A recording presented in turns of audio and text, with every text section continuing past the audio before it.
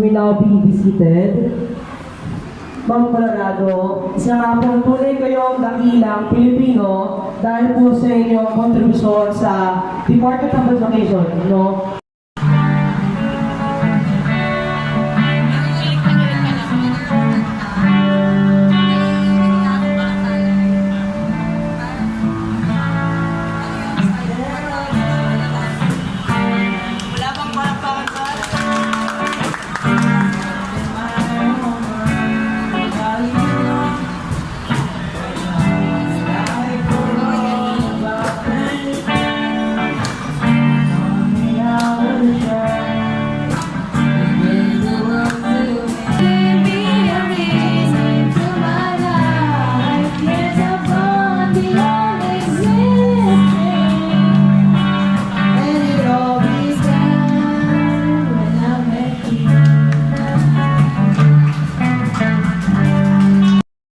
Campo National High School, especially gifted Department of Education. And because of that years of fruitful teaching in the different schools of DepEd, we are so proud that you exist here at Campo National. Your presence. Thank you so much for making this special occasion. Ito na po na. Sabi ko kay sir, pwede bang sir umalis na lang sa paaman? So anyway, natuloy din. Salamat po. Nung kayo pong mga bata pa dito ay halos magkakabat kami. Ako lang sweldo namin 875 pesos a month. Okay. Sa teacher. Okay. Whereas sa private school, iba ang sitwasyon ngayon eh. Ang sitwasyon ngayon, nahuhuli ang private. Nung time ko, yung 875, nakapagturo din sa Ateneo, Merinol, St. Joseph, 1,200 a month. Imagine yan ang sweldo ng araw. A month, pero sa public ay 875. Kaya, delayed pa. Delayed kami ng 3 buwan, gano'n, dahil, alam niyo na, ano pa na-delay? Na-delay. Kasi daw, kinukuhaan nga yung mga, yung, bawat Pupuntahan kami dun sa Manila City Hall, tapos kung ano-anong sabihin na excuse, gano'n. So, ang ginagawa ko po nun, kasi ako yung nagtuturo ng piano. Marami kong tinuturuan, marami kong racket, tapos sa church, may choir ako, tapos meron akong ano. So anyway, halos pareho lang yung pinilita ko sa outside, tsaka gano'n. Kasi nung experience ko na nagturo sa mga sa private, sabi ko maganda yung pay, kaya lang sabi ko, sa gut feel ko lang, pag hindi ako nagustuhan ng mga ito, wala akong security of tenure. So mas gusto ko yung secure ka, may constant na na pay, pero pwede kong maiano yun. Gagawa ko na ng paraan. So anyway, mapagod po kayo ngayon kasi biglang ang laki ng discrepancy ng basic pay ng public sa private. So nabaligtad talaga ang sitwasyon ngayon. Everybody wants to plateau. Everybody wants to enter the public school system. Kaya lahat ng karamihan na sa private, nasa isip na papasok sa private, sa public. Ganyan. So mapalad po kayo ngayon, ang mga bata, pa dito is not know that situation before. Kaya mapalad po kayo na i-pressure nyo yung kanyang yung setup na ganito. So, ako natutuwa rin na dahil medyo malakas tayo kasi yung first teaching ko sa Manila Science High School ay ni-request ko yun talaga panghapon ako kasi sabi ko, kailangan makapag-exercise ako, maglakad ako at least 1 hour a day. So, dalaga pa ako noon, talagang in-incorporate ko siya sa akin. Maraming nagamot na sakit na hindi ko na alam na sumakit dito, may papagagain ng blood pressure, ang sugar, lahat. Wala kasi. Kaya wala kayong moving, wala kayong so, kaya yun ang naano ko sa inyo,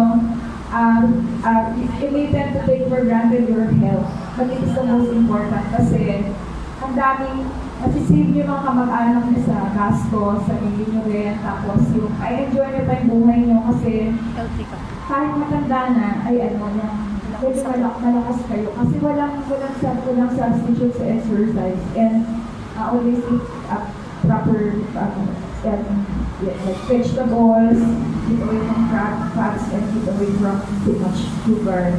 Yun lang po. Kaya nagugulat ako kasi minsan may yung mga bata pa, high blood daw sila. Nagulat ako.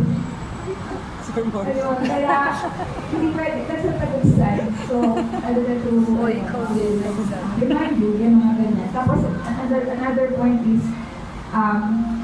kahit ganun lang ang sweldo. Sa akin personally, ay, sa akin na isipin ko, halimbawa, ang tumaas ang sweldo namin ng 7,000 ang sa isip ko, 5,000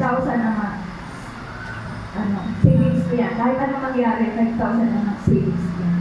So, una-una, alisin ko yung tithes ko. Tithes mo na yun sa Panginoon sa 10%. Ako sa akin yun, 10%.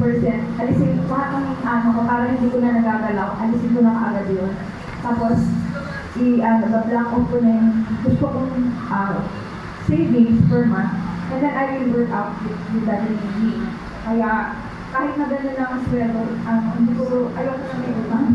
Kahit sinasabi ko yun sa anak ko, pwede kami i-project ka, makita ka na mag-ipon, saka, pagka nalaki na, yun, bumili ng lupa, bumili ng sasakyan, meron ka na, pang bigla, at saka hindi ka na nagbabayad. So, gano'n lang, sa akin, sa isip ko, gano'n lang ang gusto ko. Tapos kung kulang yun, kumain ka ng ilalakot mo. Kaya, nung hindi ako adjunct case, paghapon ako meron akong piano student from 7 a.m. to 8 p.m. Nasa malayo, hanggang sa malapit, doon na lang sa amin. So, gano'n, nagsawa na ako magturo, tapos mag-choir ako. So, didiskatehan mo na, para wala kang utang. Kasi nasabi ko rin sa mga bata, kumikita na kayo ng sweldo niyo. Think ahead, yung hindi lang